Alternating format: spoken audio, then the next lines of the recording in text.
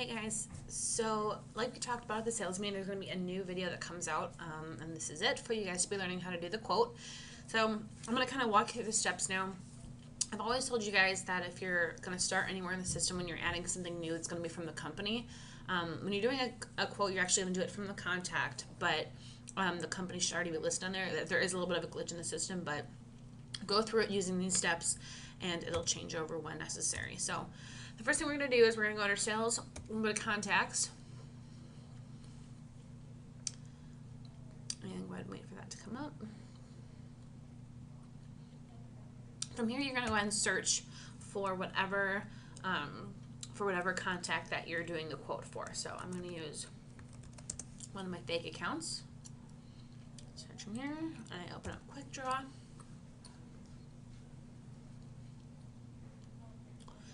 And again, guys, this is how you're going to know. So in that navigation bar, that blue navigation bar at the top, you're under sales, you're under contacts, and this is the contact that you're under. So when you're building a quote for this particular contact, you're going to go under here and go under quotes. So use that drop down right next to their name and click on quotes.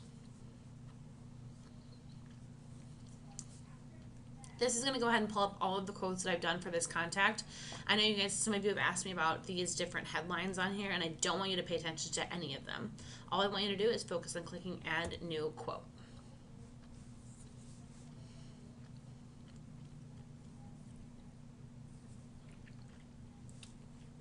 So once I get to this screen, guys, and it opens up, I want you to make it a full screen just because then it's easier for some stuff to get viewed differently.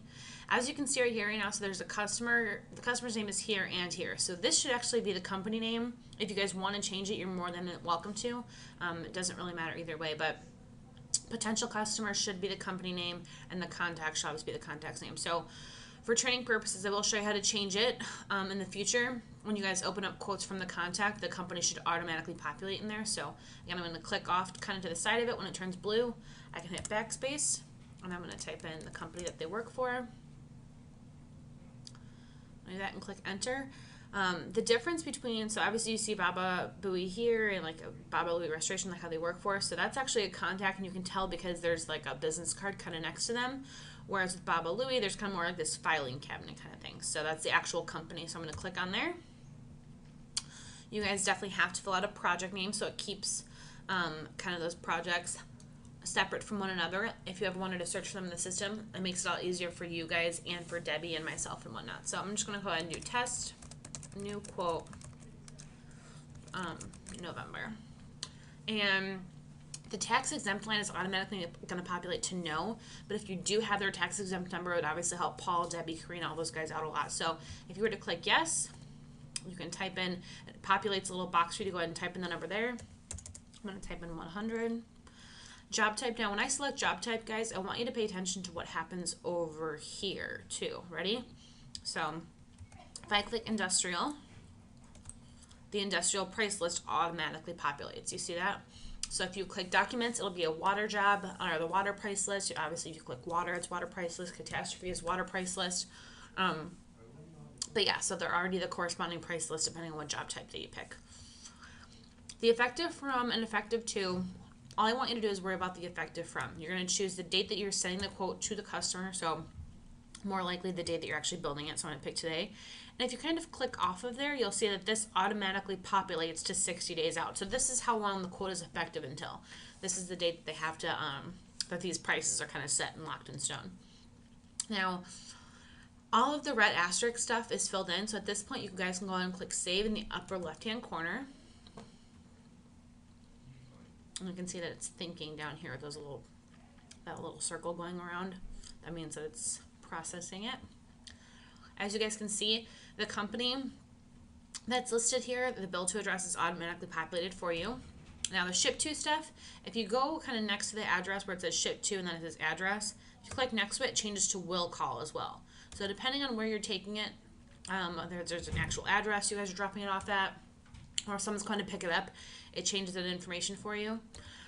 More likely there's going to be an address there, so feel free to put in the company. I would just assume would be whatever's up here, but if you're dropping it off somewhere else, go ahead and put maybe a different site location name.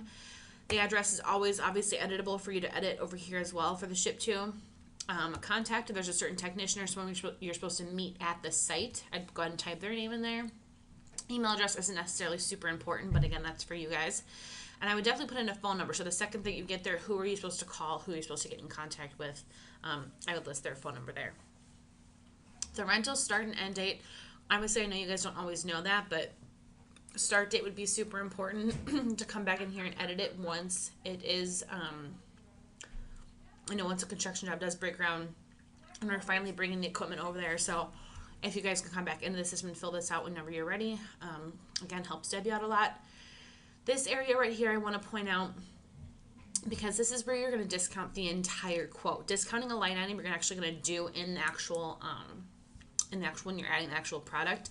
This, if you were to add a 10% discount right now, it discounts the entire quote except for anything that is a override. So if you override the price and discounted it already, or if it's like a write-in item, so, or a one-time charge like freight and stuff like that. So that stuff will not be discounted. If you scroll down, you'll go ahead and see that plus sign, because after we click save, obviously the plus sign shows up, and that's when you're going to go ahead and add products.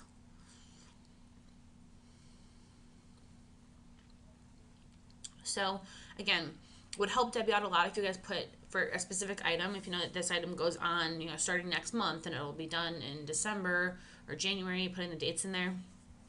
Again, not necessary, but super, super helpful if you guys can get yourself in that habit of doing that, because then Debbie will know when stuff comes on and off rent.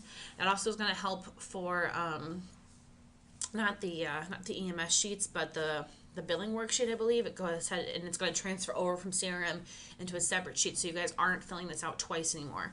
Once you guys put this stuff on the quote, it'll automatically transfer over to a billing worksheet, and again, help the girls out a lot. So what's going to happen here for the existing product, you guys can no longer type in here. You see that I'm typing on my keyboard, it just turns blue. All I want you guys to do now is click on that little kind of that magnifying glass, and oops, sorry. If this is one of the items that you're looking for, then great. Otherwise, I want you guys to scroll all the way down to the bottom, and you're always going to use the look up more records. Those items should actually disappear once one more update is done, but otherwise, click the look up more records button every time. If I type in GEN and click enter, it's going to pull up all of my generators. So I'm going to go ahead and click a generator 150 kW, click add. And as you can see, this is how much we charge per week. This is how much we charge per month. So let me show you something though. If I wanted to override the price, I'm going to click here. So this is, we're going to go ahead and give these guys a discount. I'm going to just say that there's one on there. So I'm going to override the price. I'm going to discount that weekly price to $2,000 instead of the $22.70. So if I click save and close now, you'll see that it changed right here, but it'll also change on the actual quote itself. So just a second. So as you can see, so the price per unit, what we charged it to be is $2,000, but there's one of them. So the amount is that $2,000. We discounted $270. So if a customer ever wanted to see this, you could show them here. Like, we actually charged $22.70 per week, but we gave you $270 off. So this is what we're actually charging. If they wanted to see the breakdown, you don't want to click on the actual product right here because it'll open up that product information. But if you double click anywhere in that blue line, again, it can show them.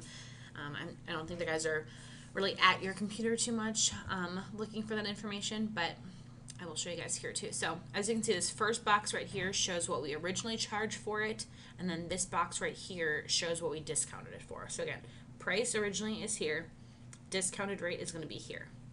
So just an FYI.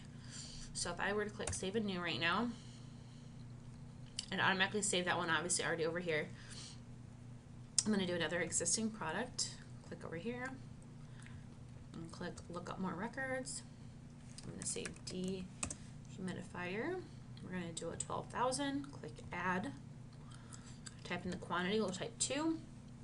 If you're not changing the price or anything, this is really all you guys have to do. So select the piece of product and then click the quantity and click save and new if you have another piece that you want to add. Otherwise, it's save and close once you're on your final piece.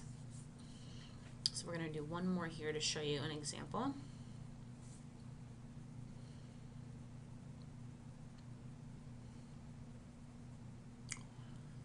My computer's running a little little slow today, so just bear with me.